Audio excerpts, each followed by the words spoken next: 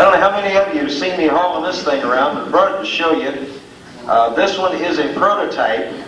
It was not made with a jig, therefore it's a little bit crooked in places. Maynard whipped the thing up real quick, but it's and there's a little more work, a little more design work to be done. This thing was whammed out so we could bring it and show it. But it's obviously a Towbar, which is something owners of Grumman Americans have got great need for. Is a good Towbar. It won't fold up on you and break on you and stuff. This is made out of considerably heavier walled 4130 steel than the originals were. I'm talking about the originals that looked something like this that came out a long time ago that were too short. And then the ones that Grumman came out with later on with the telescoping handle that, you know, they were made, I think somebody had something to do with the Piper Tomahawk used to work for them down there. They didn't put much metal in it and they folded up real bad. But this one should hold up real good. There's a little more work to do on this. It folds, as you notice. It's got an over-centering action. Like it on your airplane like this, you push down on it and it should stay put. I think we're going to come up with some device in here to possibly latch that better, because as they get used a little bit, they get a little bit flimsy. But anyway, what's the price that we finally decided on, Maynard? 85 bucks. Now that's making them, and we can do that, making them run to 20. And so I think this one here cost about $475. Everybody wants to pay that for it, we'll take it. But anyway, you want to explain a little bit on this, Maynard? We call it the crossbar, by the way. Well, take the glass off. as Ken said, it's a Towbar, you know. And originally it was supposed to be for the Broken Towbar Award, but he said no, it's too good to put on a trophy. Anyhow, it's a left and a right-handed Towbar. Right-handed, you know, this side. If you're left-handed, you turn around, take it apart, and put it on this side. And it's an over-center action, and will not slip on you when you're pushing the airplane. We've tested it with about half a dozen airplanes, and it's held up and hasn't even bent. Actually, the little twist in there was because I didn't build it in a jig, and I've tried to straighten it, won't straighten. It is 4130, and it's the walls of this tubing are 45 thousandths or so thick. It's about double the thickness of the regular one. And the action here is exactly the same. Again, it's an over-centered locking device, very quick and easy, and you got to spread it good so you don't scratch your wheel fairings. But I don't think we'll get any problem. We have plenty of room in here for it to flex without hurting anything, and it's not flexing enough to put any strain on it, so it's fatigue. But reality, there's just material in here is somewhere in the neighborhood of nearly $20. So you know, after you put the labor in there, and even though we had some cheap labor to help put this together, in checking the prices in the market, anything close to this would be over $100. That would do what this will do. And we think we can change this handle if it's too small for anybody, but it might raise it a nickel. Okay? Thank you. What's that weigh, Maynard? What's it weigh? Yeah. Pass it around a little fun. Yeah, we'll just pass it around. It's not very heavy. It'll probably have 3 pounds.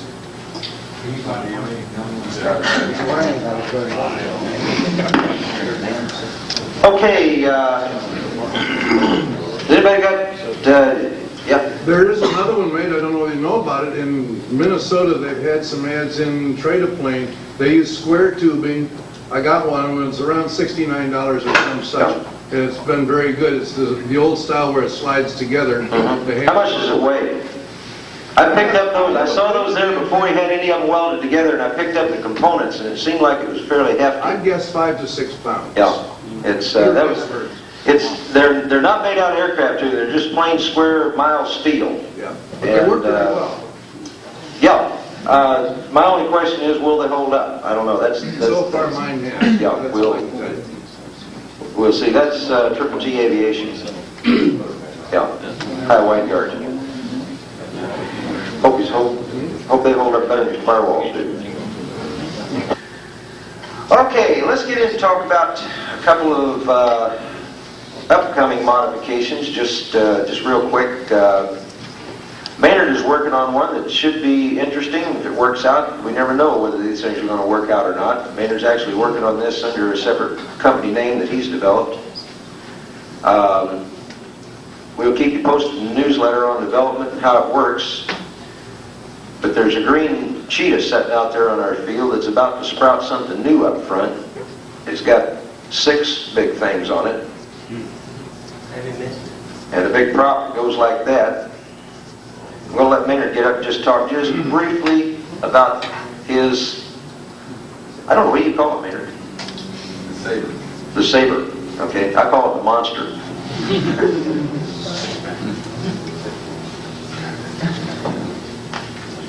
Well, there's been a request to put a little more cubes in these airplanes, and we have a fine gentleman out of Atlanta that has decided to fund this project. The project is totally research and development. We decided to form a separate little company for it because it would not interfere with the present situation, or would it require any financial support from Amerimod. And so the company was called Ames, A-M-E-S, but not be confused with Ames Laboratories in Palo Alto. It means Aero Modifications Engineering Service. Pure research and development company, essentially. Looking forward to success with it, and another marketing program which Ken and I will be talking about later on. Anyhow, it is including the O540, not the IO540 engines, to 260 horsepower. It will give you 3 different, we're going to test for 290 horsepower on the engine mount, and we believe that the 260 is the ultimate because the 290 goes up about 100 pounds more just for the engine, plus a little heavier prop. The basics on this I can run out real quick. I did about 6 months study on the project before I started it, and it kind of adds up. The CG envelope with an additional approximately 100 pounds on the nose of the Tiger just makes the forward CG limit with moving the battery behind the bulkhead at the baggage compartment. And you don't lose that much payload for the extra performance. We're looking at an airplane that will probably end up, at least estimate-wise, 190 plus miles an hour with a close to 2,000 foot rate of climb. Fuel consumption on it could be as low as 6 or 7 gallons an hour, as high as 16. Takeoff 24 gallons per hour for about 5 minutes.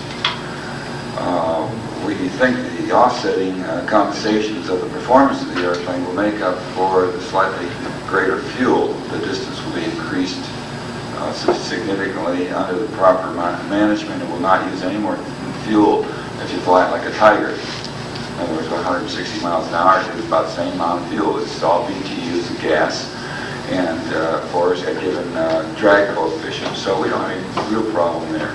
And we figure there's about a 2-to-1 increase, drag to a speed increase with horsepower, and that adds up to around 190 miles an hour. I could be off. In fact, I probably am off, but I think we will get at least 190 out of it, if not more. I'm open to any questions on it later on. We want to move the program on, so if somebody has some questions, hold them for a little bit, and I can continue.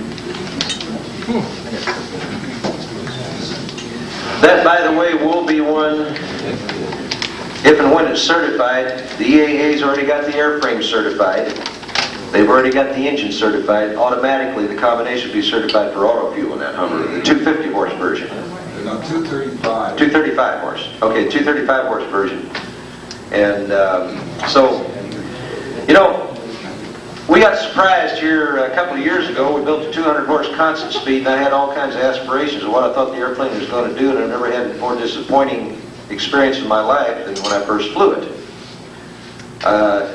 Second only to when I flew a Tiger, with its only modification being essentially its prop, next to this one, with and we did it with 3 or 4 different props on that thing. The Tiger would just tear it out of the sky any way you wanted to go, take off, climb, outrun it by 9 knots on considerably less fuel. Nothing made sense about it, and I haven't been able to figure out. I am not an aerodynamic engineer when it comes to any more than if it looks good, it ought to go fast. On the outside of the airplane, as a general rule, that works. On the inside of the cowling, though, it's a different story. And so the airplane, of course, is certified on a one-only STC. Joe Burr, God love him, he just loves the airplane. I'm glad he does. If he was mad at me, he'd kill me. But anyway, in a recent conversation with Roy Lopresti, who, of course, designed that cowling, and of course the Mooney 201 and 231, I'm going to have an opportunity here within the next 2 months to be spending a little bit of time with Roy. I'm going to do a mod on an airplane that's going to have to be delivered back to Kerrville, Texas. In fact, it was referred to us by Roy, and the 73 Traveler getting a 180. And Roy assured me that if I got down there, we'd have some time to sit down and talk about it, look things over, and he might be able to come up with some ideas. We could change things inside the thing to make it go fast. If we can make that thing go at least significantly faster than the Tiger, we'll go ahead and do the multiple STC. The only thing between where it is now and the multiple STC is a pile of engineering data about that tall or something's got to be turned into the FAA, and that's lots and lots of work. It represents an investment. Unless we got something that people are willing to buy, and it would be somewhere between the $15,000 to $20,000 range of a modification on the average. I don't know too many people that are willing to spend $15,000 to $20,000 on the airplane to burn more gas, vibrate more, wear earplugs, and go slower. That's about what happens. Why didn't $21,000? Get Walt to sell it. But anyway, if we could get the thing up to where it performs right and everything, why, then we'd probably go ahead and market that one of these days. Other modifications that we have on the horizon out there, some of which are finishing what we've been doing and been working on. I know there's a lot of people that have been on my case like a sledgehammer for the Tiger cooling mod. There's a couple of 3 of them out here, I think, at the fly-ins that we've done in the shop, signed them off each one on a one-time approval. Each time we've changed something. We've found different ways to do it, better ways to do it. At first we were doing it on the 180 cheetah conversions. We had a lot of breaking of brackets and baffling and stuff, and redesigned that. And I think we got the mousetrap working right now. And between the converted cheetahs and the Tigers we've done it too, we got about probably a dozen of them out there flying around now with no problems. We retrofitted some of the cheetahs that had problems. And also we have a new air induction system for the Tiger, of which there's also a couple, 3 of them flying around, that totally eliminates the big banjo. Uses a very simple little air box. It's a modified Beach Sundowner butterfly box, and it uses a collector up on the right rear baffle with a small filter that's a $3 element to replace. It comes down. It's just a very simple system. It gives you a lot more room, and it weighs about 3.5 or 4 pounds less than the existing system. There's no real great advantage to replacing what you've got unless you're going to have to buy an airbox anyway. The cost of this coincides just about with the price of a new Tiger airbox. And once you got it on there, it's going to save you a few bucks on service later on. You can change the filter by opening the right side of the upper cowling. Okay, these 2 projects are kind of running hand in hand along with the multiple STC amendment on the converted cheetahs that use a lot of the same parts. And sometime this fall, we should be wrapping those projects up. Another one is the STC for doing the cleanup work on the gear legs of the earlier Travelers.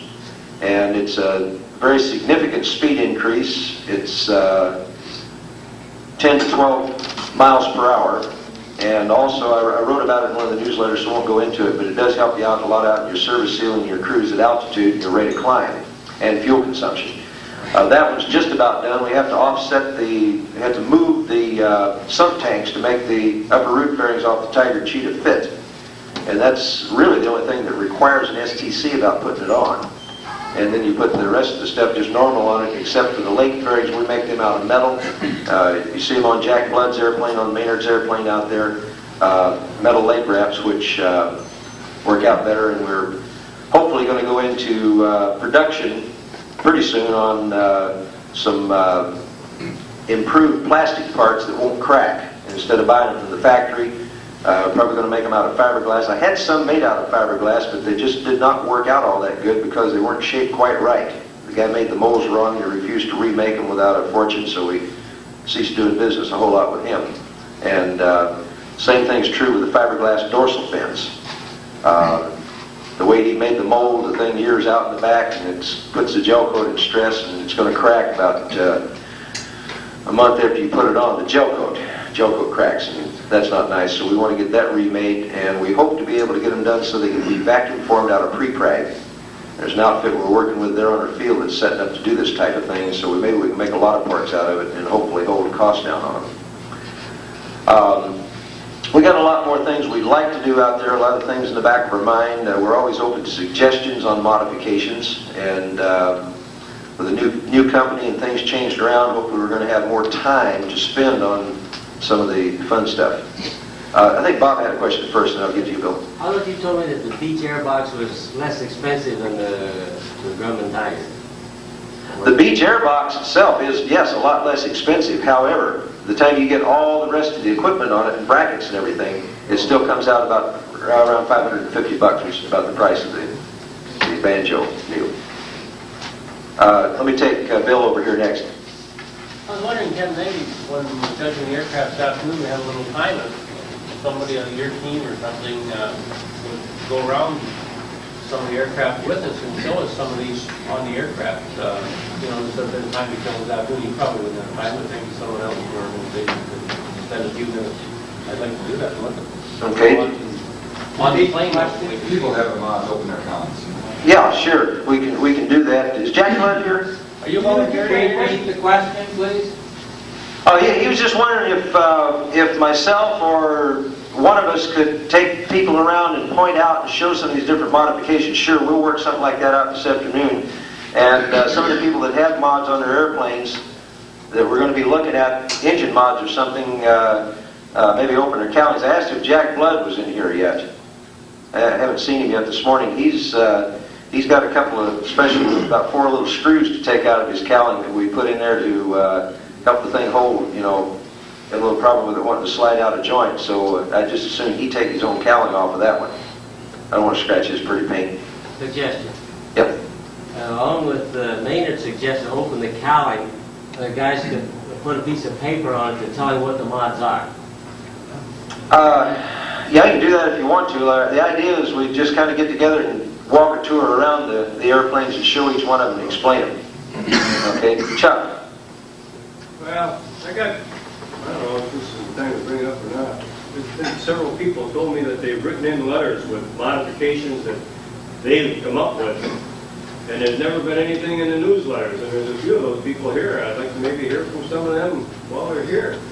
They've written in letters to me. Yeah. The only one that I have in the stack to get in yet is Larry Foster's oil spout. Did you ever hear from Jim Kavanaugh? Or Bill Marvel? They both sent in things on modifications and things you can do on your... The only thing I got was a story from Jim that, frankly, I couldn't really print because it was promoting doing something that was technically illegal. That was doing a non-approved, non-STC cleanup. And that's something in the newsletter we just can't do. We're liable. Can I rub that in? Okay, I'll get you up here in a little bit. Okay. Show these people on that. I don't remember getting one from Bill. Bill here? Yeah, Ken, I mentioned it to you some time ago. I think it was back in the days when Bob Longo was in ill health, and I mailed the article to him. And Oh, okay, right. And I've never gotten it. Yeah, apparently it got lost in the mill.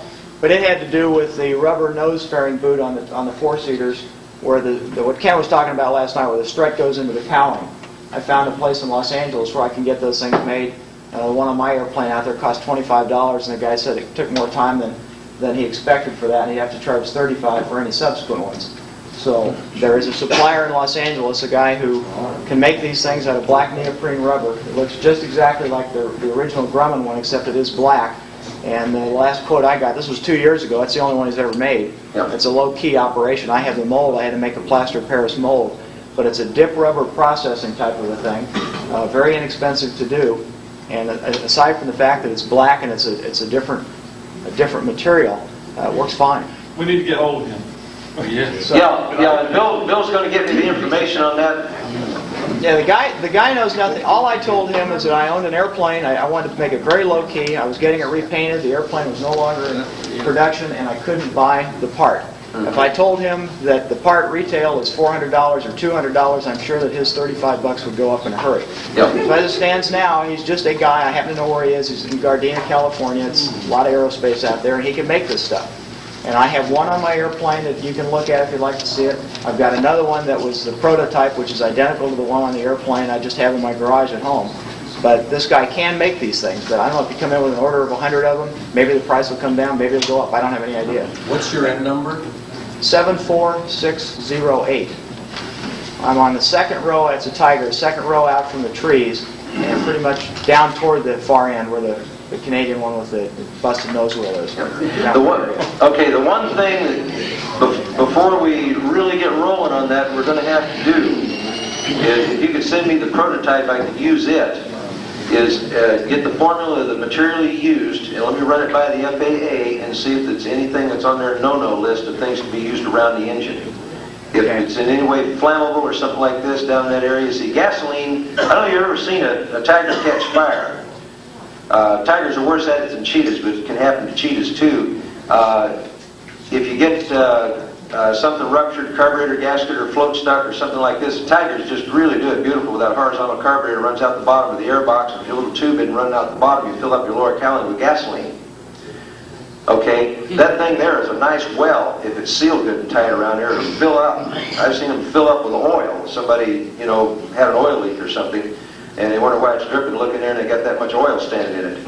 But anyway, oil and gas does get down in there. If there's anything that can combine with that to cause a flammable situation, the FAA is going to throw up their hands, and you could void your insurance if something happened resulting of that. That's the type of thing, like I say, I cannot put anything in the newsletter that is going to be something that's telling somebody to do something to their airplane that's not legal, because the association becomes too liable if we do that, even though we have a disclaimer in there that says these are the things of individuals and stuff like this. A good attorney would blow us right out the door real quick on that one. So that's one thing I need to do. What I'm saying is, if a member comes up with an idea, why can't we put it in the article? For the reason I just said, Chuck, if it is something that could hold the association liable, if it's illegal, I can't put it in. Because I don't want to put the association in the position of telling somebody to do something to their airplane or suggesting they do it to the airplane that could possibly cause a problem that we could be sued over. Who decides that? Okay, for example, gap seals on aircraft. And something I want to talk about in a little bit. Bob Arnold tried it on his after seeing a guy at Ruth 7 that had gap seals on it. I flew the guy's Traveler, and I couldn't tell any difference at all. Bob then put them on his airplane, and he couldn't tell any difference. Okay, to get gap seals certified, though, would take a long, drawn-out procedure, and there'd have to be a significant increase. We had one guy showed up a few years ago at Lake Lawn Lodge named Mike McCumber that had some gap seals that he had fashioned on his Yankee before he painted it. They were actually tape that he'd stuck on and puckered down in around the controls and stuff and painted right over it. It was Mylar tape. 3 weeks later, the guy died in the airplane, and nobody's been to figure out why. The airplane apparently had jammed controls or something. It could have broke a rudder cable, or something could have gone wrong with those things on a hot day, and they actually taped his controls shut. We don't know. The airplane burned, so the NTSB didn't look too hard. And Mike wasn't around to talk about it. This is dog. Dog didn't make it either. We're showing the airplane flying around with the canopy open all the way. Does it fit in that category? Okay. There was a letter in the last newsletter about that. The only reason that Grumman didn't certify it to be flown fully open was they figured that a small pilot might have a problem in reclosing it. Okay? How it reacts to slips and things like that with that book. It don't hurt it. Yeah, the airplane flies great. You get a little more buffeting and this, that, and the other, but ain't gonna hurt nothing. Any of them. Both. I got experience on Okay? You're on. all you two-place owners, this actually happened. I was running FBO. Okay, two-place owners. The experience that I'm telling you actually happened around San Jose, California, around the early 70s. Somebody was flying the airplane faster than about 120 miles an hour with his canopy all the way back. He got into a buffeting condition with a canopy there, and it actually broke off and slid back against the rudder. Well, it's in a back position. There's not very much track when you get the two places back there. It's probably about 2 or 3 inches at most track that are supported. Now, if you go halfway forward, you got half the track supported canopy, and you have lots of fresh air. But if you land like that, you'll stall quicker. For the word to the wise, don't put it back all the way and get in a condition of buffeting. If you're going maybe 80 miles or 90 miles an hour, I've done it many times. I've taken photographs. It's excellent. But I'm not going to tell you to do it. That's what it's worth. I think in any article that's been written or anything about it, it specifies very pointedly in there to keep that speed down under 100 miles an hour if you've got the thing full open. About 110 on the four-place you can get by with full open. And yeah, you got to use good sense and judgment. I mean, if you got to, it does destroy quite a bit of lift. And it's a good speed brake hanging out there. And if you try to take off on a short runway on a hot day with the canopy full open at 108, that's dumb. God takes care of fools and little children and pilots, but sometimes he figures that, hey, teach this guy a lesson. Just anything you do with the airplane like that, I mean, you got to temper it with good sense somewhere along the line. And we can talk about idiot-proof airplanes all the time, but somebody always proves the guy wrong that's talking about it. There's somebody out there, if it can, it will get screwed up. Somebody got a hand up? Right, Ken, I saw a sheet out on the field there, and it has a soup bowl split, and so that you could get at the alternator without pulling the prop and everything. Has there ever been any STCs looked into on that? Yeah, as a matter of fact, that's one of the things we will be coming up with. The only reason we haven't is those things are hand laid up, and every one of them is a little bit different, and it's virtually impossible to make some kind of a kit to send out to do it. Okay? You can handwrite a lot of instructions and make some drawings and give a guy a pretty good idea, but the FAA has a problem with conformity if you really don't get down to the exact details. There's been a lot of them done. There's some of them done flying legally on Form 337s. Embry-Riddle School of Aeronautics split the cowlings on every one of their Tigers they had down there and got them all signed off, and they were using it in Part 141 school. There's a lot of them flying around the country. I've seen them split vertically. I've seen them split horizontally. I haven't seen one going like that yet.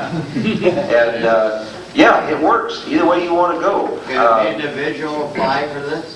You can, if you can talk your mechanic into talking to the local FAA people, their maintenance section, local GATO, and tell them what you're going to do.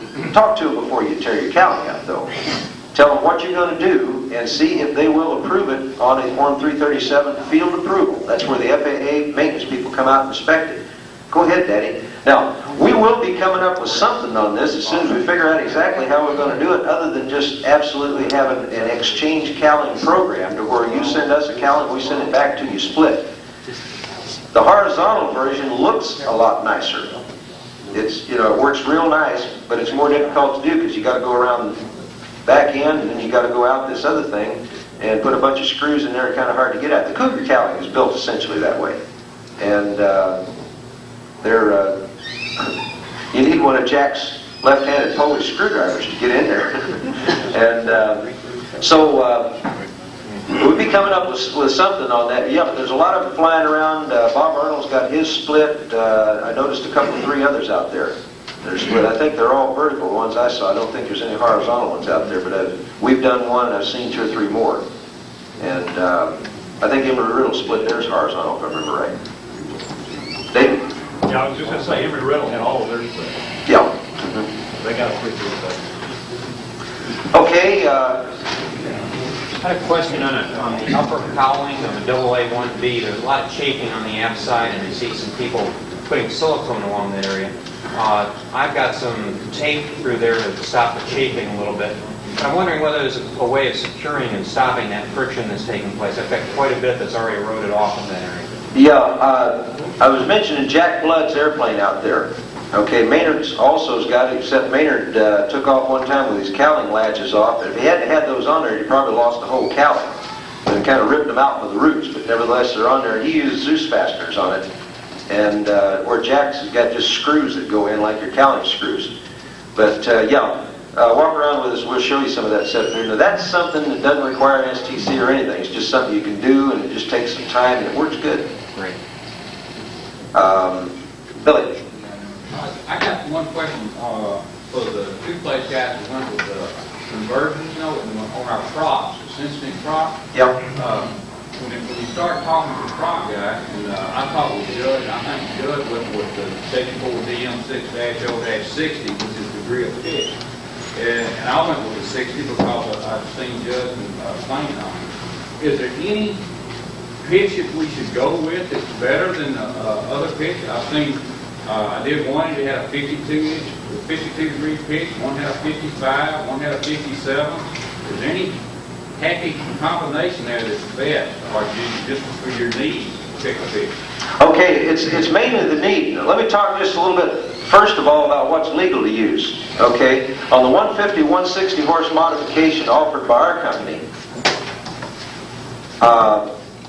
you've got a pitch range, you've got only the cinch-inch prop is approved on it, you've got a pitch range from 58 through 64.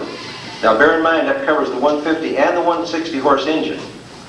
We recommend the 60 pitch for the 150 and the 62 pitch for the 160. However, you can go the full spectrum on either one.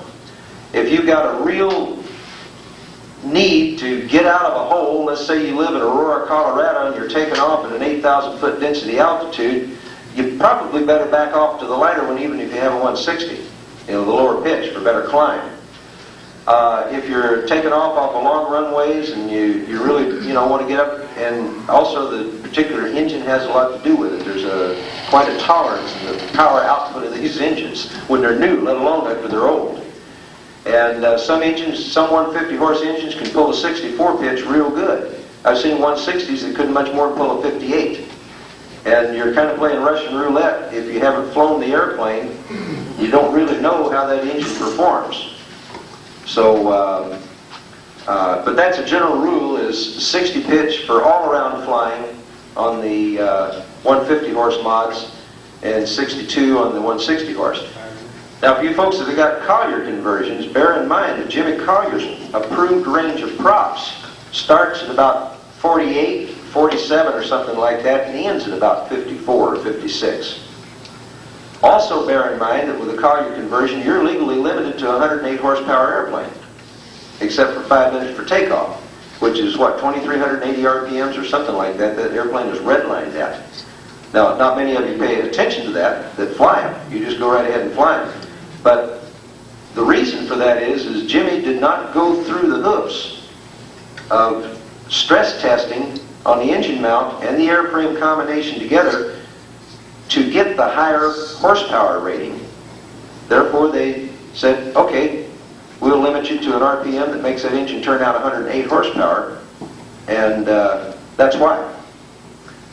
Those of you who got the Maynard Crosby developed, offered by Merrill-Mod STC, there's a great big torque brace, like it's on a Tiger, runs from that center support ring across the top of your engine mount back to the left rear corner.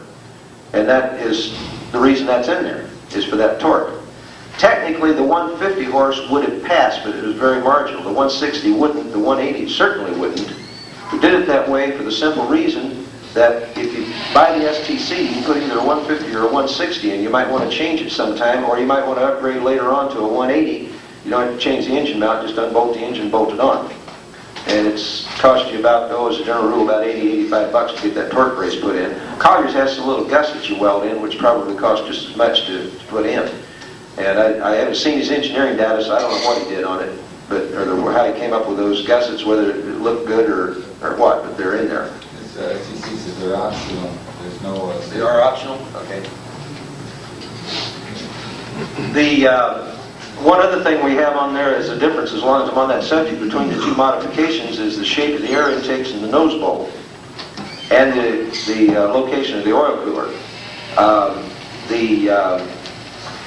We were having some problems with the original openings on the 150 horse. No way the 160 horse would make it. So we just made it, you square those holes off on all of them for better cooling. And the 150s run real cool. 160s run real cool. 180s run real cool. The cowling, the air movement through that cowling is excellent. They're nice and even, runs good, just good, as long as you get enough air in to cool it. And we haven't noticed any cooling drag problems or anything by going to the larger openings, so seems to work pretty good. Maynard's got the NASA ducts, which is another modification on the lower cowling of his, and they seem to actually improve over the fixed dump.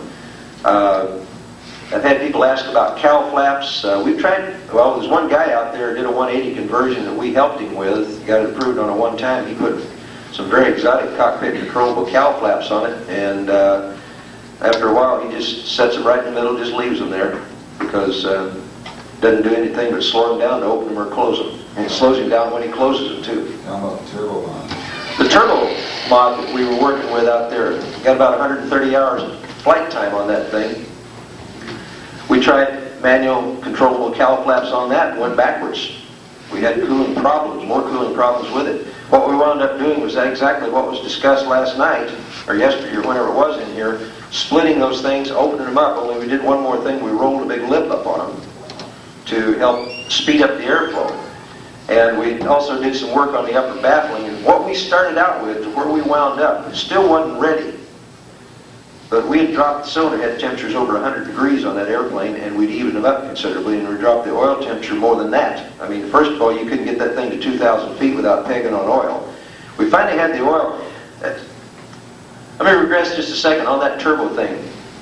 Yes, we could have certified that airplane in the configuration it was, but it was so doggone marginal that if the next airplane might or might not have passed. I mean, we were splitting hairs to the half degree between legal and illegal on oil temperature, and sometimes on cylinder head temperatures at critical altitude on that. There was just quite a bit more work needed to be done with it. Some changes needed to be made in several things. We were considering going to an intercooler, a different type of wastegate situation. We had a man's airplane out of California that we had tied up for 2.5 years. He was threatening to come after us with an axe. And we finally put the airplane back to standard configuration, got back to him, we put the modification on the shelf. Physically, we picked it up and set it over on the shelf in some boxes. It's still sitting there today. There is a Turbo Tiger flying in the Portland area right now. The outfit called Seaplanes Northwest is working with it. I don't know a whole lot about it other than I know that they have been, the war stories are that they've been heard on center flying somewhere well in excess of 20,000 feet with it. I understand they're really having their share of cooling problems, which, I put the word down to them that I'd offered to co-op with them on it and let them know some of the things that we'd found out to keep them from reinventing the wheel. They never bothered to respond, so I never bothered to go down there and let them have at it. But try to keep you posted on that if it ever comes out to be anything that's multiple certification. Kevin? Ken, I know I've got a little more up-to-date information since it is right in Portland where I live. Yep. This is all rumors and propaganda. I talked to the people that did it. They said that it was done. I looked at the airplane and saw that it was done. And they said that they were just waiting for the FAA to come down and fly it. They did use manual cowl flaps, and I don't know what the good and bad is about that. And it's supposed to go to 23,000 feet and 170 knots. And that's about all I've been able to find out. I tried to call the owner before I came down here, and I couldn't get a hold of him. So, the only thing I know is that they're using a manual control second throttle wastegate. I've been told that, which is a different thing than we had. I don't know what they're using for a prop. Don't know much about it. I'll make it a point to get down there and find out and report something on the newsletter. I understand it's really only intended to be a one-time STC anyway. It was just something that Sid Saul had custom built for him. He talked to me about it 2 or 3 times, and I really didn't want to get involved in another program using somebody else's airplane at that time due to past history. And so timing just wasn't right, and these guys offered to, so bring money, play. May get some, may not. You're taking a gamble on it. He gambled about 10 grand on the project, so we'll see. Anyway. Okay. Nose gear shimmies. Somebody brought that up a while ago. And we moved into maintenance, so I have one more question on mods. Okay, one more question on mods and we move into maintenance. Are we ever going to see the fuel mods for the 2 seats come back? Fuel mods for the 2 seats. I would dearly love to bring it back. All the talk that's been going on about insurance, that's why it's not available now. We were marketing it for the kits only. Well, I'll talk about install price because somebody's going to have to install it anyway somewhere. It was running about $2,500 installed for the 10-gallon system and $3 grand installed for the 20-gallon system. And in January of this year, we built our last set. Our product's liability insurance was going up over double, well over double on the things. We have sold a total, if I remember right, of 18 sets of fuel cells in 6 years. To break even, paying $32,000 product liability insurance for that this year, we would have had to have sold approximately 50 sets to have paid the insurance premium. That's why we dropped them. Saved ourselves $27,000 on our insurance premium by dropping that one product. I've been talking with our Stoll, which is the old Robertson Stoll, which is there on our field. They have an excellent fabrication facility, and they're paying high-ticket insurance because they're doing fuel mods on Cessna Citations and various other stuff to just simply contract the whole thing, let them hold a PMA on it and everything. And Dave Davis has been a very tough guy to nail down on this thing, and they say they want to do it, and every time I go down and try to get together with him on it, it's, well, today's not a good day. And he's a busy man, I'm a busy man, and trying to get our times together to sit down and talk just hadn't worked out. I don't know if we'll work it with them or not. If some other company comes along that is capable of doing it and is paying this kind of insurance, you bet you we'll offer them again. I don't know what the price is going to be. I'd like to be offering for the same or less money, because that price included a lot of products liability insurance. And but they may be more. It's interesting, since they aren't available anymore, I've had more people want to buy them and be mad because they couldn't buy them than before, you know, and these same people had the opportunity to buy them then and didn't. Maynard? I have some more to say about it. Okay.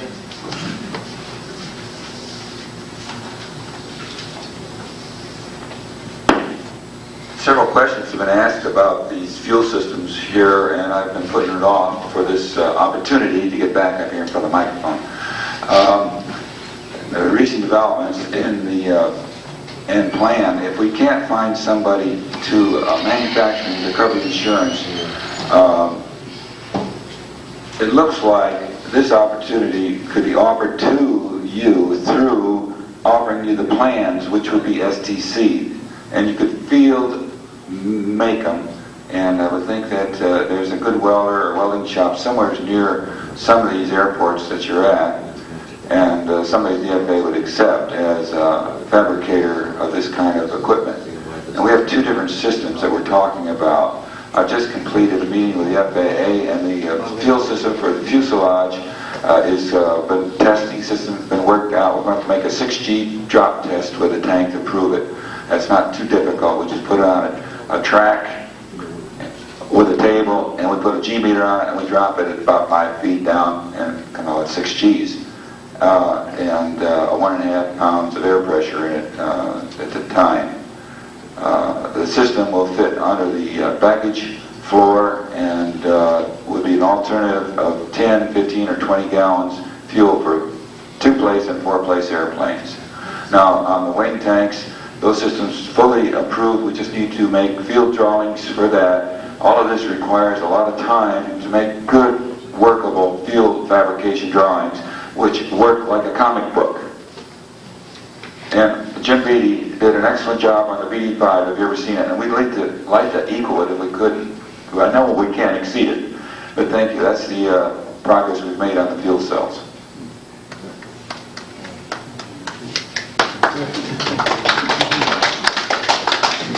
This under the baggage compartment system Maynard's talking about is something we've kicked around for a lot of years, really. Maynard built up the prototype of it. Certainly feasible to put it under there. You know, it'll fit, it'll work. It's whether it'll be easier to install or not so easy to install, we'll have to see, because you're going to have to unrivet about 6 million AVAX rivets that hold down that baggage floor, and there's nothing under there to support driving the pins out of it. And we're trying to devise a way to make some kind of a blocking mechanism we can put under there. We thought about putting a balloon in, blowing it up, or something like that, you know, to hammer on. There's not much room to work in there. Once you get the thing started, then you can probably get some type of a bucking bar under there, and if you got 3 hands, because there ain't room for 2 people in that baggage compartment, then you might be able to knock it out. One of the ideas is to hold a punch in your teeth, you know, but anyway, that's the biggest problem. Those doggone AVAX rivets have steel centers that have to be driven out before you can possibly drill the darn things out. I mean, they will, you know, they'll eat up the healthiest of a little drill bit. Even carbides, they love them. They eat them for breakfast. That sucker's about $6 a pop for a little drill about that long. You want to be careful with them. But anyway, the only derogatory thing to having the fuel in the fuselage is the fact that, you know, you do have a potential there of burning up if you crash. Of course, you got a potential of burning up if you crash anyway. But, you know, having the fuel inside is objectionable to a lot of people I've talked to, opposed to having it out in the wings where you can get rid of it. Best idea I can say is don't crash. Another idea that has been suggested by a lot of people is one that we've certainly thought of and done a little bit of research on, and I think actually somebody built one someplace I heard about, is a belly pod type of a tank that would be jettisonable. Now I know there is one STC'd on some type of a Cessna, I think it is, or that is a Push-pull. yeah, the belly tank, yeah. But no, there's one of them that's actually jettisonable. I read about it in a magazine someplace. You said you want to get rid of the fuel, you push a button and drop it. Hope nobody's down there. And I had a hard time believing the FAA would certify that, but apparently it is certified. But we've thought about that, and also maybe round the belly a little bit, as a lot of people have talked about. I don't know whether that's going to be good, bad, or indifferent on spins. NASA never could figure it out for sure. The factory built a round-bottomed airplane for spins. I don't know.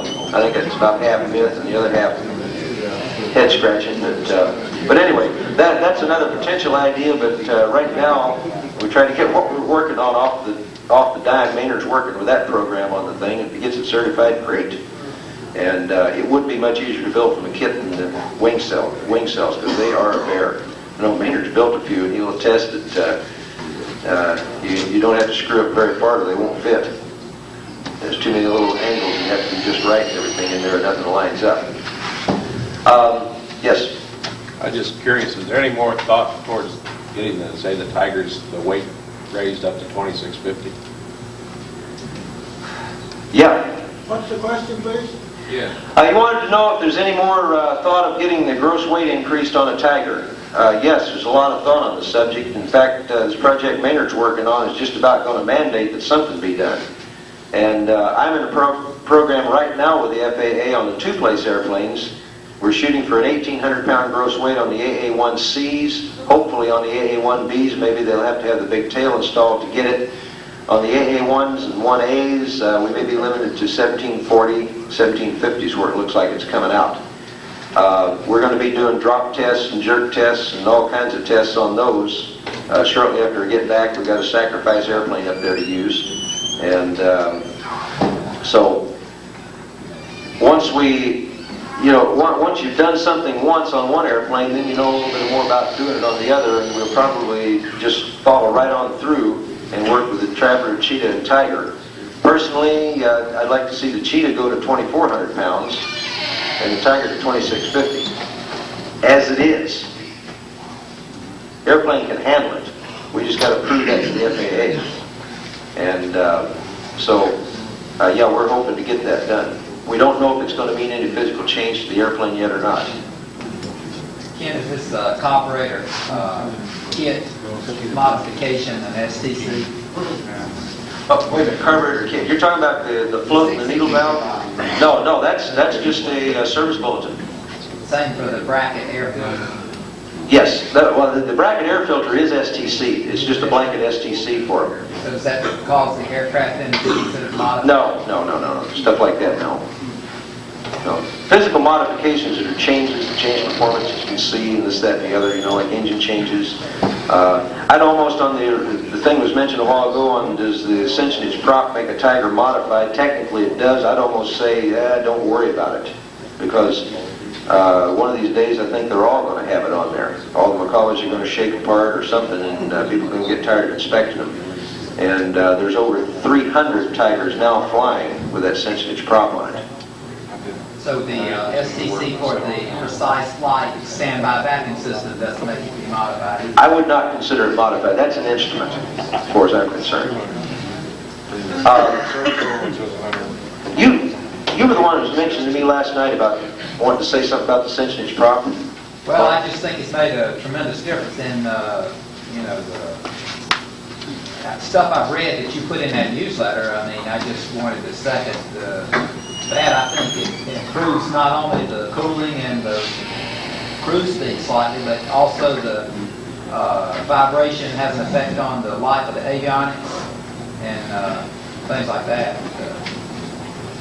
What I wanted to say a lot about, though, primarily, or have mentioned, was that this carburetor kit, even though AOPA says there have only been like 15 cases of trouble with that carburetor, I know for a fact, personally, I know 5 cases that were never even reported to the FAA that caused the engines to stop on the runway, to stop in the air. The engine works fine under 75% or greater power. When you start pulling back at the idle and the pattern, the engine quit. One quit with me on the runway.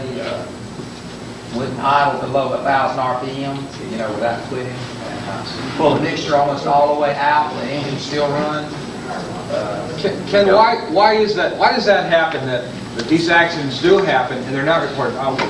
We just had a Piper crash at Pontiac Airport about a month ago in Detroit, and same problem. The float sunk, and I asked the Lycon. I said, "Did you report it?" He said, "No. What for?"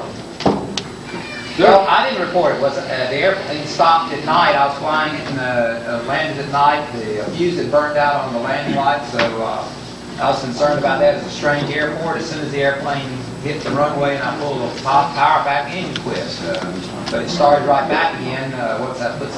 I didn't report that. I'm not really sure I was required. You saying you can't hear? That's right. Okay. Okay. The basic question of that is why are these things not reported when accidents or near accidents happen? What thing? What are you talking about?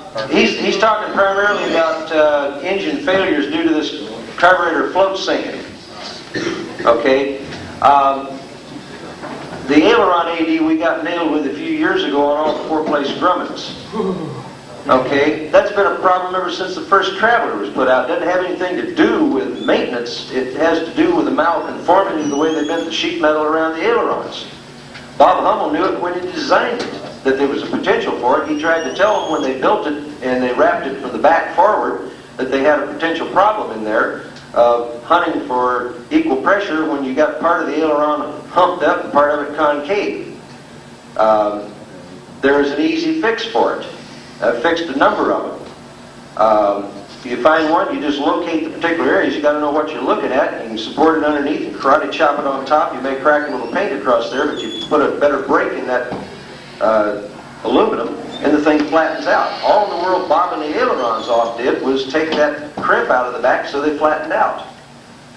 But the reason that got hit all of a sudden, it had been a problem for years, is because nobody bothered to pay any attention to it. You know, the ailerons start twitching a little bit, big deal, it's kind of cute.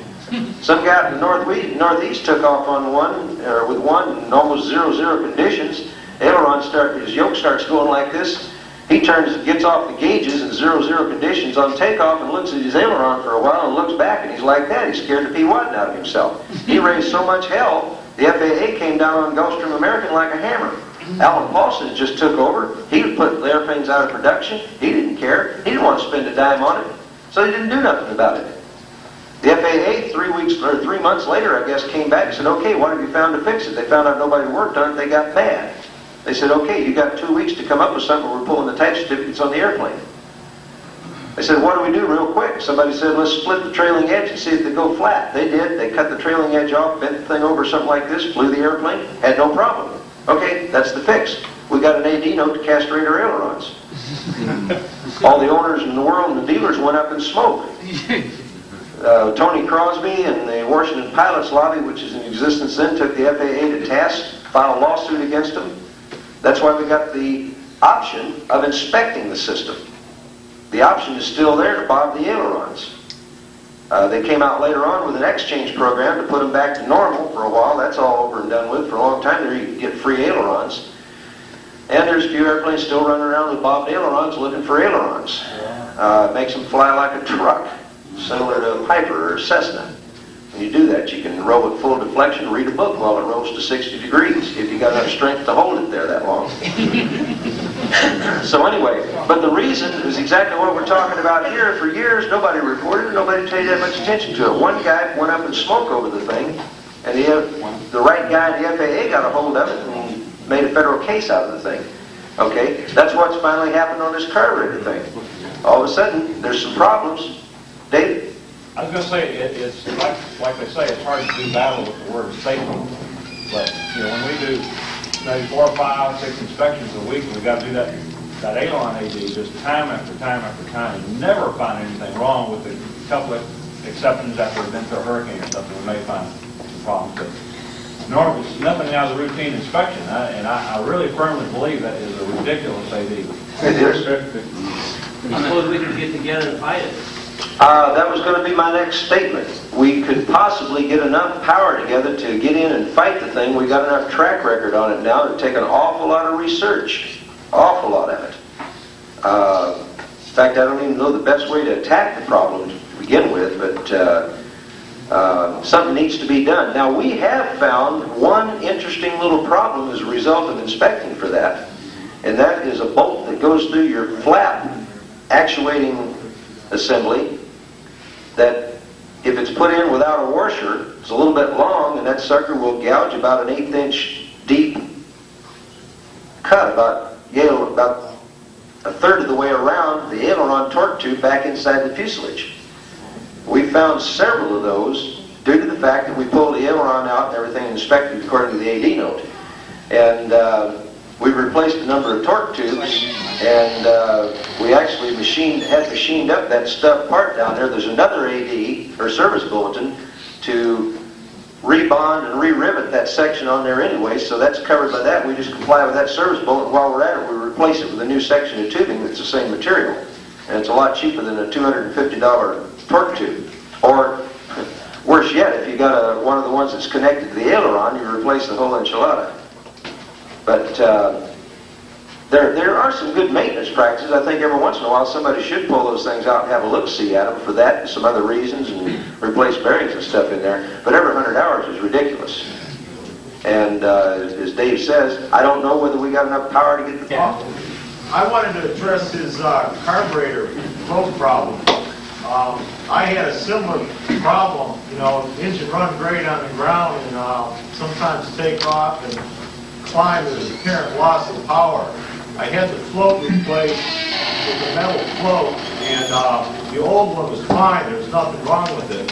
But however, annual inspection in my muffler, I benefited from a guy earlier.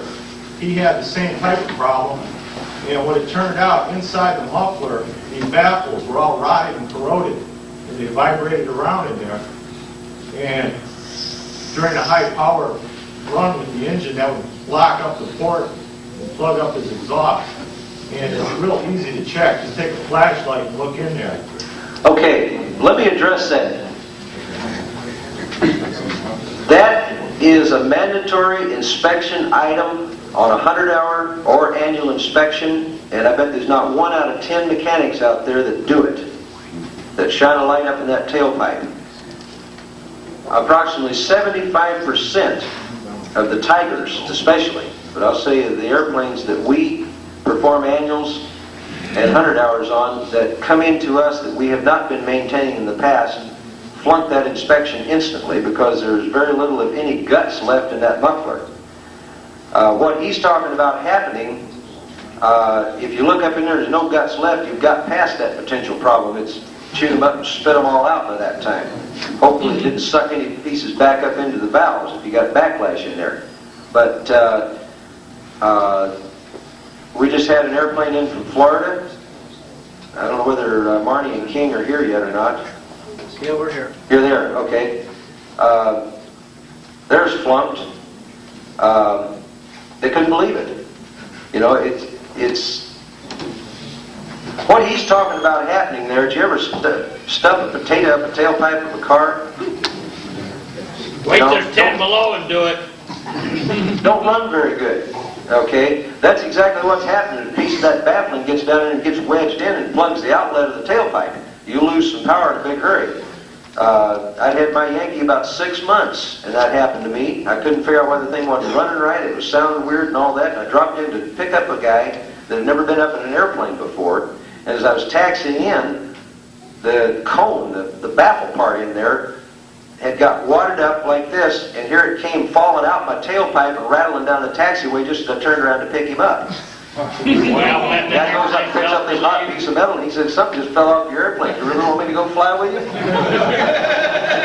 That's my first experience with that, but all the guts have to be in that muffler for it to be legal to be signed off for an annual or a 100-hour. And mechanics should check this. There's a dozen places across the country you can get them rebuilt. Okay, you can also buy them new. They ain't cheap any way you go. Speaking of buying them new, that ABC outfit in Texas, what is it that supposedly makes their muffler better than the one that came in the airplane to begin with? It's called nitroplated, and I've heard as much or more derogatory about nitroplating as I have heard positive, and I really don't know what the heck it is, for sure. Somebody tried to explain it to me. Yep. What he did with mine, he just did surgery on it. He cut it about 350 degrees and opened it up and took out the bad parts and re-welded it up. He didn't put guts back in it? No. Did he charge you for it? No. He's lucky. Get your muffler rebuilt. It's not legal. It's got to have the guts in it. You need some back pressure. They were designed in there for a purpose. Maynard just got through doing one for shears because they had to get out of there and there was not time to send one out, and they didn't really want to spring for a brand new one at that time. And Maynard got the thing, you know, one time FAA approved essentially and signed off by the AI. And it did a very interesting coning job in there on it using some things we found down at Boeing Surplus. And they're a lot heavier material.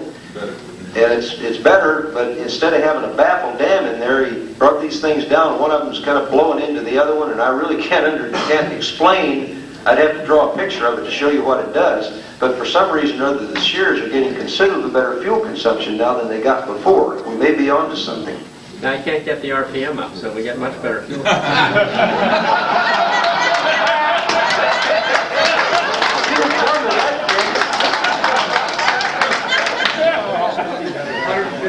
I don't know. Anyway, that was a quick job. Yes. We have this problem with 100 mile an hour now, but she gets this 6 gallon an hour each time. You get like this recognize that power. Exhaust tracks. The spot exhaust tracks inside your helmet. Look up the flight. 9 times out of 10 you find some lane. Didn't hear all that. Okay, he's talking about getting exhaust stripes or visible exhaust inside the cowling. Your intake pipes and on your lower plugs. If you see that, look up your pipe. Chances are you're playing through some chipping or starting to deteriorate. And Can't hear. if you see exhaust tracks on your intake pipes during your normal pre-flight or along your lower spark plugs, look up that pipe, you'll find your flame tube probably have deteriorated and have shifted, partially blocking your exhaust port from your muffler. And I bought a new muffler. I got one from out of that Wag Arrow catalog. You've probably seen them advertised there in Pittsburgh. And I paid $372. I priced them through two organizations that were mentioned here last night. One gave me a $100 bid, or price higher than the other, and the lowest one was still $200 higher than I purchased it for. What airplane? Cheetah? Okay. Yeah, Wag Arrow does have a complete exhaust system for Cheetahs. They're the factory exhaust systems, and they got a ton of them. Not for tires. They're not complete. They leave off the shrouds. They're another $190. Yeah, right. They're leaving those off? I thought they were shipping them complete units. For a while they were. Oh, okay. It was more. I haven't bought one for a while. I was completely satisfied with it. Yeah, okay.